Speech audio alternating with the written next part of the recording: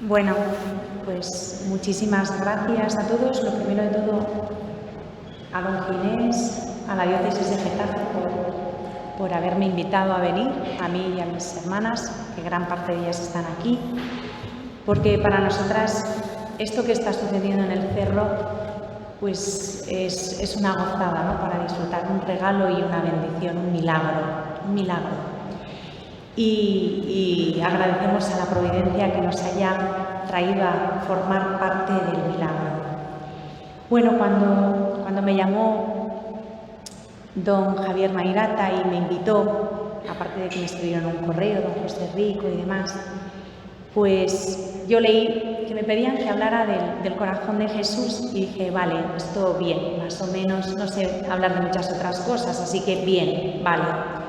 Y luego ya leí, su ponencia madre tiene que ser, el tema es misterio que se ha de celebrar.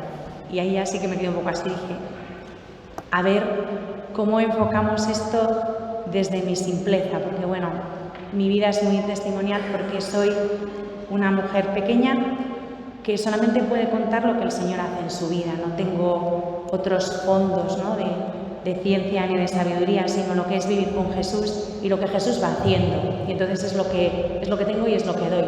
No puedo dar otra cosa. Y me centré sobre todo en dos palabras, misterio y celebrar. Y si tomamos la palabra celebrar, claro, cuando hablamos de celebrar, al menos a mí la primera luz que se me enciende es celebrar, nos suena a jolgorio, fiesta, algo divertido. Bueno, esa es una parte de la verdad, pero no es toda la realidad. Celebrar no es necesariamente jolgorio o divertirse o pasarlo bien o hacer una fiesta, ¿no? Celebrar es acentuar, yo creo que esa es la realidad, ¿no? Acentuar, realzar algo que tenemos dentro, una vivencia. Entonces yo celebro la fe que tengo, que Dios me ha dado, celebro mi consagración, celebro mi vida, celebro el cumpleaños de alguien a quien amo, pero no por una fecha en sí ni con un jolgorio, sino que lo realzo, lo acentúo. Ese día, ese momento se dedica de manera especial a esa persona que cumple los años y que para mí en mi vida es importante y por eso lo celebro, porque evidentemente no celebramos lo que no conocemos. Y celebrar el corazón de Cristo, el misterio del corazón de Cristo es decir, bueno, ¿qué vamos a celebrar aquí? Porque decir celebrar el corazón de Cristo es algo tan genérico, tan amplio, tan vasto que difícilmente nos podríamos centrar, ¿no? Y dándole vueltas y rezando, digo, bueno, si yo quiero celebrar unida a Jesús, lo que Él tiene dentro de su corazón, que al final es lo que nos importa, que tiene Él dentro de su corazón, llegas a la conclusión de que celebrar el misterio del corazón de Cristo es celebrar al Padre. Porque Jesús en su corazón no tiene otra cosa sino su Padre, ¿no? El Padre y la voluntad del Padre, ¿no? El querer del Padre, el deseo del Padre, la ilusión del Padre, lo que el Padre ama, porque el Padre y yo somos uno, ¿no? Esto lo dice Jesús. Entonces, celebrar el corazón de Jesús, celebrar este misterio de su corazón, de alguna manera es como celebrar la fiesta del Padre, la gran fiesta del Padre. El Padre, si nos damos cuenta, no tiene propiamente una festividad litúrgica, así como hay un montón de festividades y solemnidades que nos hacen celebrar, que nos llevan a celebrar distintos misterios de la vida del Hijo de Dios, o de la Virgen María, o de los santos. El Padre propiamente como tal no tiene una fiesta litúrgica y es el término de todas las fiestas litúrgicas y de todas las celebraciones de la fe. Jesús siempre es el camino que nos lleva al Padre. El corazón de Jesús es un medio, una vía, pero el Padre siempre es el término. Esto no lo podemos perder de vista y a veces nos pasa que nos distorsionamos, nos perdemos. El Padre es el misterio que celebramos cuando celebramos el corazón de Jesucristo, ¿no? Celebramos ante todo el amor del Padre, las entrañas paternales de un Dios que nos muestra todo su amor, toda su ternura y todos sus desvelos por nosotros en su Hijo, en un hombre concreto que es su Hijo y que es Dios. Entonces, todo lo que hay en el seno de Dios Padre se ha hecho carne, se ha hecho cercano en Jesucristo.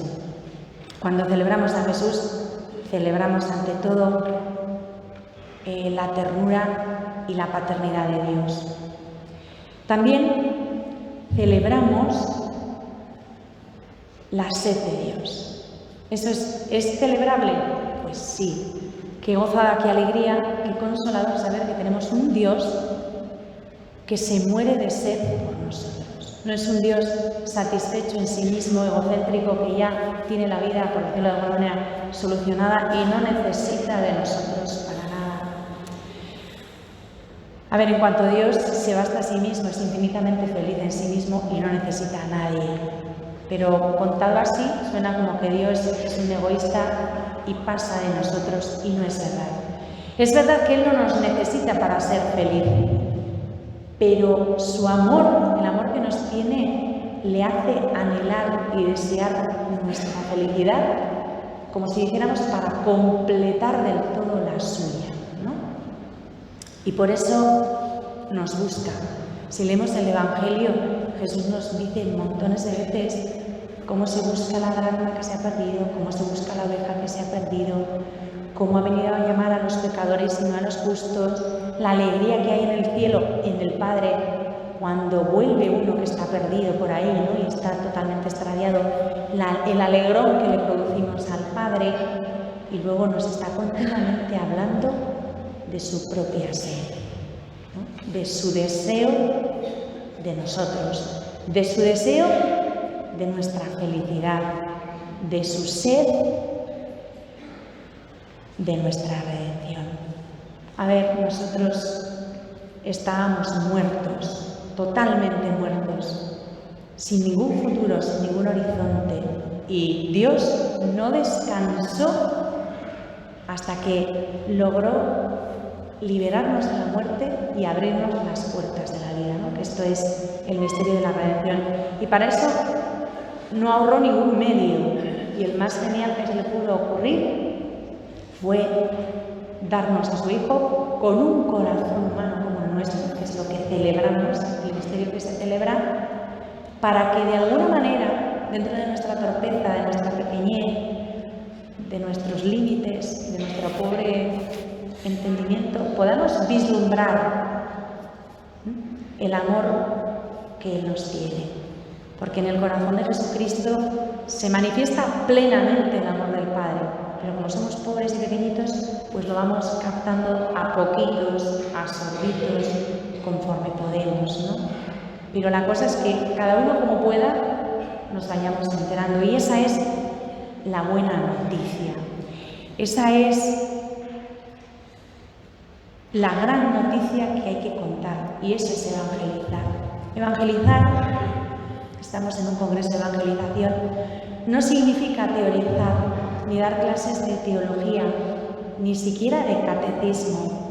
Significa gritar que hay alguien que nos ama de verdad y nos ama gratis. Y en este mundo de hoy, como decía don Ginés, que la gente está bastante perdidilla y no sabes cómo llegar. Mi experiencia, la experiencia de mis hermanas, es que si tú te acercas a alguien que no está muy próximo a la vida de fe, que está bastante despistado por ahí, y le dices que está salvado, te va a decir, bueno, o vale, le da igual estar salvado o no estar salvado. Si ni siquiera tiene conciencia de tener un alma inmortal y un destino eterno y la posibilidad de una salvación y de una condenación, que tú le cuentes que está salvado, pues probablemente le interesa más que le suban el sueldo o que haya rebajas en algo. La salvación, tristemente, hoy no interesa demasiado. Entonces, ¿qué puedo decir a esa persona que le motive, le abra los ojos y le haga escuchar? Pues mirad, hay algo que a todos nos interesa, y es que nos quieran. Y el que diga lo contrario está mintiendo. Todos queremos ser amados, todos queremos que nos quieran. Y si alguien va de duro por la vida diciendo que le da igual, es un mentiroso, no le creáis. Hemos nacido para ser amados y todos necesitamos y buscamos que se nos ame. Entonces, cuando tú te acercas a alguien, aunque esté súper perdido en otra onda, y le dices, mira, tengo una gran noticia, una súper noticia, entérate. Hay alguien que te quiere gratis, para siempre, y a pesar de que tú seas lo que seas. Y te dicen, bueno, sí, ya, pero tú lo dices porque no tienes idea de cómo soy yo. Soy un canalla, soy un pinta, soy lo peor. Pues aunque seas lo peor, no te libras de ser amado por Dios. Y eso, aunque a veces cuesta porque si nacen son los duros, es lo que al final hace que te escuchen un poco. A ver, esto que me has dicho antes vienen así como que no, ¿no? De que somos amados, ¿cómo va? ¿Tú estás segura? Sí. Si no estuviera segura, no estaría así, lo puedo asegurar. Pero bueno, tú porque eres una monja y tal, pero los que andamos por ahí metidos en 24.000 rollos de lo que mejor no te los cuento, digo, no me los cuentes, pero me da igual el rollo en el que estés metido. Eres amado igualmente. Es más, indefectiblemente, por terco que te pongas, bruto y cabezón, vas a seguir siendo amado gratis por Dios. Eso es lo que desmonta a mucha gente y lo que les desconcierta, ¿no? Y a partir de ahí, que esa es la buena noticia, ese es el evangelio que hay que anunciar, empiezan a escuchar.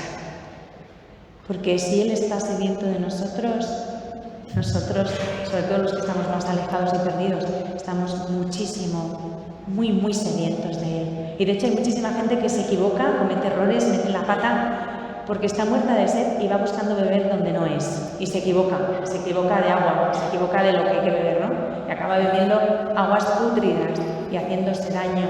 Pero la mayoría de las veces, cuando nos alejamos y pecamos y cometemos errores, no es por mala voluntad, es más bien por ignorancia, ¿no? Entonces, ¿qué hay que hacer? Aprovechando que tienen sed, darles de beber el agua que sacia de verdad y enseñarles dónde está la fuente, ¿no? Y la fuente única donde se dé ese agua, y esa es la buena noticia, y es gratis y es incondicional, es el corazón de Cristo.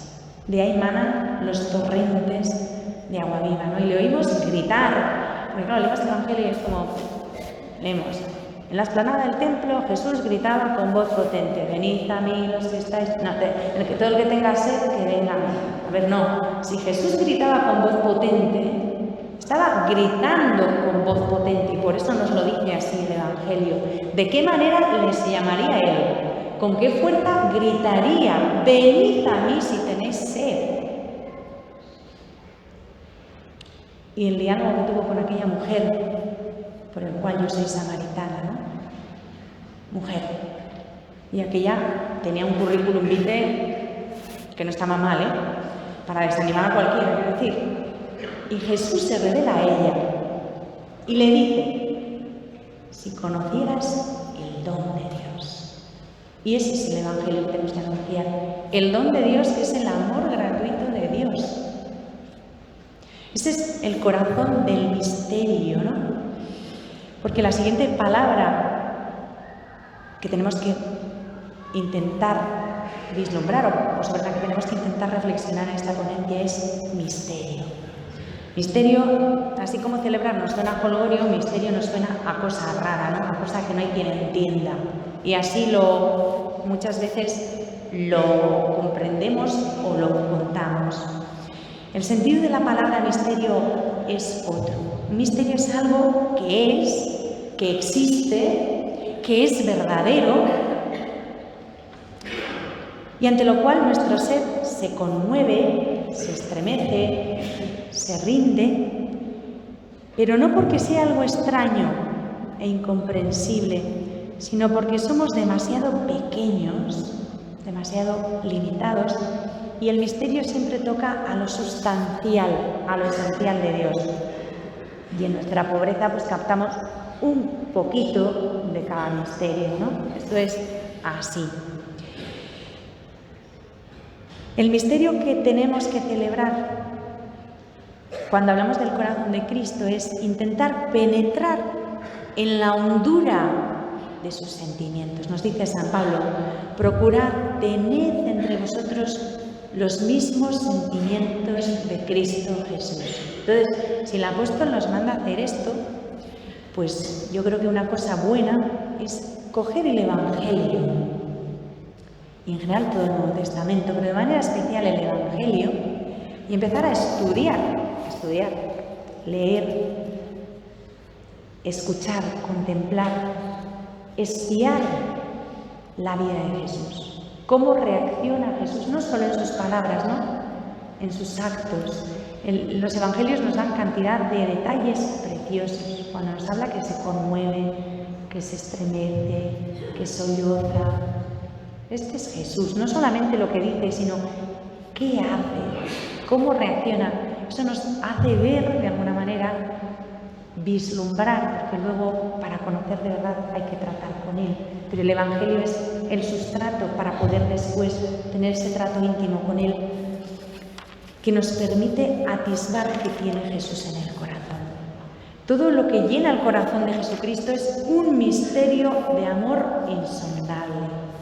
Y ahí tenemos que intentar entrar y conocer dentro de nuestra pobreza, ¿no? De nuestros límites. Y cuestionarnos, ¿qué es lo que llena por completo el corazón del Hijo de Dios? ¿Qué tiene Jesús dentro? Pues, os lo he dicho antes, el Padre. Mi alimento es hacer la voluntad de mi Padre. O sea, esto es lo que me da vida, lo que me sustenta, lo que me nutre, ¿no? El Padre y el querer de mi Padre. Los deseos de mi Padre, los anhelos de mi Padre. ¿Cuál es el máximo anhelo de Jesús? Aquello que el Padre anhela. ¿Qué es lo que el Padre anhela? La redención del género humano es el máximo deseo del Padre.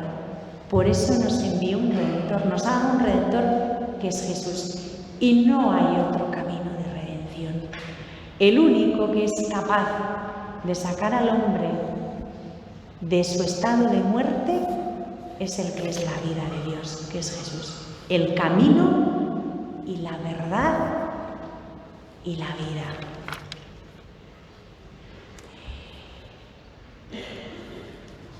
Desde toda la eternidad, en el seno de la Trinidad, hay, si dijéramos, un deseo, una música de fondo. Por decirlo de alguna manera, una canción, algo que resuena. Y es el Padre diciendo, hagamos redención. Tenemos que sacar a todos estos hijos de Adán de su estado de muerte y hacerlos hijos míos. Quiero que sean mis hijos, como tú eres mi hijo. Ve y tráemelos. Esa es la misión del Verbo cuando se encarna, ¿no? Y eso es lo que Jesús trae en el corazón, la vocación de Jesús, aquello que el Padre le ha confiado, el máximo anhelo del Padre, la redención. El corazón del Verbo encarnado, por decirlo de alguna manera, el corazón de Jesucristo es el cénit de esa canción. Él encarna lo más delicado, lo más alto de ese deseo del Padre. Redimir es lo mismo que reconciliar y que abrir las puertas a la filiación, a ser hijos. De no ser nada y estar condenados a muerte eterna, hemos pasado a ser hijos de Dios en el Hijo, en Jesucristo, y destinados a una felicidad, a un amor y a una vida que no tiene fin. Eternos, cuando pensamos en la eternidad, pensamos en algo que no se acaba, y es parte de la verdad también. Pero parte del misterio es que no tiene fin no solo en la duración, que como lo vemos en plan lineal, sino en la plenitud, en la intensidad. Ser hijos como Jesús es hijo, ¿no? Ser hijos en el Hijo. Conclusión, porque yo me puedo enrollar muchísimo y no es cuestión de aburrir a nadie. Celebrar el corazón de Cristo, el misterio del corazón de Cristo, es una vocación que todo cristiano ha recibido. Una vocación, una llamada, pero no solo a celebrar el misterio del corazón de Cristo litúrgicamente, que también hay que hacerlo, desde todas las posibilidades preciosas que la liturgia nos ofrece. Hay que celebrar con la vida entera, vivencialmente, desde todos los ámbitos y momentos de la vida. Yo tengo que vivir en una celebración continua, porque soy hija de Dios y esa alegría no me la debería robar nadie. Y esa alegría, esa gozada que una tiene dentro del corazón, si de verdad es vivencial, se contagia. No se evangeliza largando muchos rollos a la gente y aburriéndola. Se evangeliza por contagio. Que la gente vea tu vida, vea lo feliz que eres y diga, es que yo quiero ser igual de feliz que esas personas. ¿Quiénes son? ¿Qué hacen? ¿Por qué son tan felices? ¿Por qué se quieren tanto? ¿Por qué se aman tanto? ¿Por qué se ayudan tanto? ¿Por qué se sostienen unos a otros? ¿Por qué? ¿Por quién? ¿Qué hay detrás? Porque son cristianos, porque son de Cristo, porque en Cristo son hijos de Dios. Y esa alegría que tienen les sale por todos los poros y contagia y cuestiona y hace que la gente busque y desee eso mismo que ve. La vida se tiene que volver, por lo tanto, una celebración de la redención y del amor de Dios. Estamos llamados a vivir como cristianos que evangelizan hoy, pues no acomodados, apoltronados e instalados, que ese peligro lo tenemos todos, ¿no? Sino ojo avizor, atentos a lo que pasa a nuestro alrededor. No nos podemos desentender de lo que pasa. Es algo que el Papa Francisco repite sin cesar. Cuando él habla de una iglesia en salida, yo entiendo que nos está diciendo que no podemos vivir desconectados de lo que pasa a nuestro alrededor, encerrados en un panal para no contaminarnos con lo que pasa. Jesús no hizo eso. Jesús fue a los leprosos de su tiempo y tocándoles les devolvió la esperanza, les devolvió la dignidad, se sintieron amados. Tenemos que ir por el mundo sembrando amor. Que las personas que se crucen con nosotros de alguna manera, si no les podemos hablar de Jesús, porque no siempre vamos a estar en un congreso o en un ambiente apropiado, que de alguna manera palpen a Jesús, palpen un amor que les haga pensar que hay alguien o algo más que buscar. Tenemos que empezar por cuestionar. Para ser levadura en la masa tenemos que tener fuerza, si no esa masa no va a fermentar y no va a subir. Y si no es la fuerza del amor, hoy día yo no creo que exista otra. Todos los demás medios de evangelización son importantes, por supuesto, son válidos, pero van después. Primero tenemos que hacer a las personas cristianas, es decir, que se encuentren con el amor de Cristo, que es lo único que transforma de verdad la vida. Y cuando ya se hayan encontrado con el amor de Cristo, después ya les hayamos hecho cristianos porque han tenido ese primer contacto, esa primera experiencia de Él. Después ya les hacemos católicos, apostólicos, romanos. Pero primero, cristianos. Primero tienen que encontrarse con Jesús, porque Él es el único que puede de verdad sanar heridas, transformar vidas y reorientar caminos, por muy perdidos que estén. Por eso digo que estamos llamados a vivir en una atalaya desde la cual continuamente vigilemos, es decir, vivamos en vigilia, es decir, no nos durmamos, no nos instalemos y permanezcamos atentos y alerta para ver si todos esos hijos pródigos de nuestro Padre, esos hermanos nuestros, van volviendo a casa, van volviendo al corazón de Cristo, que es el hogar. Y algunos están tan perdidos, que no es nada fácil. Pero Dios no nos da por perdidos. Sigue vigilando a ver si vuelven. Nosotros tenemos que vigilar con Él. Y si vemos que alguno hace ademán de volver, ¿qué tenemos que hacer? Salir al encuentro.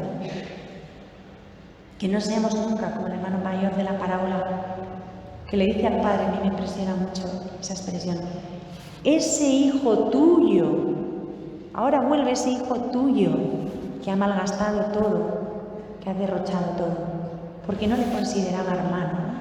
Tú si tú te empeñas en decir que es tu hijo, pues será tu hijo, pero para mí no es mi hermano. Cuidado con eso, porque a veces también nos puede tentar el desprecio, ¿no? El dejar a la gente por imposible, pues es que no tiene remedio. Para Dios nadie es dejado por imposible. Son hijos de Dios, esos hijos de Dios dispersos, alejados, perdidos, pero hermanos nuestros. Si los vemos volver, vamos a abrir de verdad los brazos, vamos a mostrarles el corazón. Y aquí es donde el corazón de Jesús nos llama a cada uno y nos dice, por favor, sed mis brazos, sed mi corazón para acoger a todos estos. Sed manos samaritanas, sanadoras, que cuidan, que acarician, que enjugan lágrimas, que derraman misericordia. Sed regazos que estrechan, que acogen, que consuelan a todos aquellos que hacen ademán de volver a casa. Y luego están todos estos que ni siquiera hacen ademán de volver. Pues por esos vamos a rogar más, que también evangelizamos desde la oración, ¿no? Vamos a rezar más, vamos a suplicar más. Y vamos, esto suena un poco fuerte, pero es necesario oírlo y tomar conciencia de ello. Vamos a vivir, en serio, nuestra vocación de ser inmolados con Cristo. Esto de la inmolación da un poco de yuyu, ¿no? Porque ya la gente se imagina cosas muy raras o muy cruentas. Bueno, pues a lo mejor en un momento dado el Señor nos llama a derramar la sangre, ¿no? Por Él. Ojalá no se nos concediera esa gracia del martirio, pero así, a día de hoy, en este momento, no tiene pinta. Lo que se nos pide es una inmolación continua. Y así se lo pidió el corazón de Jesús a Santa Maravillas cuando fundó el Carmelo, que está aquí en el cerro. Y esa es la vocación que están viviendo estas hermanas carmelitas tan queridas en este momento y sosteniendo este congreso y todo lo que se está haciendo, ¿no? Esa inmolación continua. Bien, pues eso que el corazón de Jesús le pidió a Santa Maravillas no se lo pidió solo para las carmelitas descalzas, se lo pidió para todo bautizado. Inmolaos continuamente por la gloria de mi divino corazón. Y entonces, ¿cómo hacemos? Pues la inmolación continua es una inmolación, como todo lo que Jesús pide, honda pero sencilla, entrañable. La inmolación de la sonrisa continua, perenne, de la ilimitada ternura, de la bondad, de la humildad, de la paciencia, de la servicialidad, de la caridad, en definitiva, de la misericordia. La inmolación de no cansarnos nunca, esa es la principal tentación a la hora de evangelizar. Si es que por más que una corre, se esfuerza, va, viene, dice, esto no da más de sí, la gente sigue igual, todos perdidos, esto es un desastre, qué cansada estoy. Todos tenemos momentos así, ¿no? Y esa es la tentación número 1 a la de evangelizar. Bueno, pues no vale cansarse. Si nos cansamos, nos puede durar la tentación 5 minutillos, más no, que hay mucho que hacer y poco tiempo. Nos cansamos 5 minutillos, descansamos en el Señor y a seguir inmolándonos, entregando la vida, amando hasta el extremo como Jesús mismo. Tenemos que seguir prestando este servicio de acoger a todos, de ser misericordiosos, de ser ilimitadamente buenos. Os recuerdo, me es grato hacerlo aquí en este lugar, el consejo del Padre Luis María Mendizábal, tan de este lugar, tan amante del cerro. Ser buenos con todos siempre. Esto es agotador, no es cansado, es matador. Pero Dios quiere que seamos buenos siempre y con todos. Y decía, es que no hay escapatoria, que con todos será con... No hay, siempre y con todos. Con lo cual no hay escapatoria. Y es que Dios es así. El corazón de Jesús es así. Bueno, siempre y con todos. Aunque esto suponga muchas veces ser tomados por ingenuos, por tontos, ser malinterpretados, ser juzgados mal. Hace poco, y ya termino, me decía una persona, oye, esto de poner la otra mejilla es muy complicado. Pues sí, porque muchas veces pones la primera mejilla y te dan un tortazo. Y entonces te aguantas no devolver el tortazo, ya es mucho. Pero no es que el Señor dice no optativo, sino que hay que ponerlo. No dice si quieres luego y te sientes con ánimos pones la otra mejilla. Dice no, cuando te den en una mejilla, pon la otra, sin más consultas ni más dilaciones. Y claro, dices, pues yo intentaba, ¿no?, poner la otra mejilla. Y cuando he puesto la otra mejilla, aparte de que me han vuelto a dar, la que me daba o el que me daba decía, pero qué tonto, todavía no se entera de que le acabo de sacudir antes. O sea, encima de que me han sacudido por 2 veces, he acabado con la etiqueta de tonto. ¿Esto del Evangelio es complicado? Pues sí. Seguir a Jesucristo supone vivir y morir con la cruz. No llevamos la cruz aquí porque haga más o menos bonito, ¿no? Sino como un recordatorio de cuál es el camino y cómo se sigue a Jesucristo, ¿no? Cargando con la cruz. Y ese es el Evangelio. Y eso es lo asombroso y lo misterioso, puesto que estamos hablando del misterio, que cargando con la cruz y con las 2 mejillas marcadas y encima con la etiqueta de tonto, puedas ser feliz. Y es un misterio, y lo es, y es verdad, porque el Evangelio, la buena noticia del amor de Dios, llena la vida de una persona y la colma de felicidad en medio de tantísimas contradicciones. Por eso es misterioso. Y por último, en esto de la inmolación, recordar, insistir en que no nos podemos cansar, porque la llamada no es para lo que dure el Congreso, para una temporadita, para un tiempo, para varios días a la semana y luego tenemos un tiempo de vacaciones. La inmolación que el corazón de Jesús le pidió a Santa Maravillas y que hoy nos pide a nosotros de manera misteriosa pero verdadera, es continua, sin tregua, como es el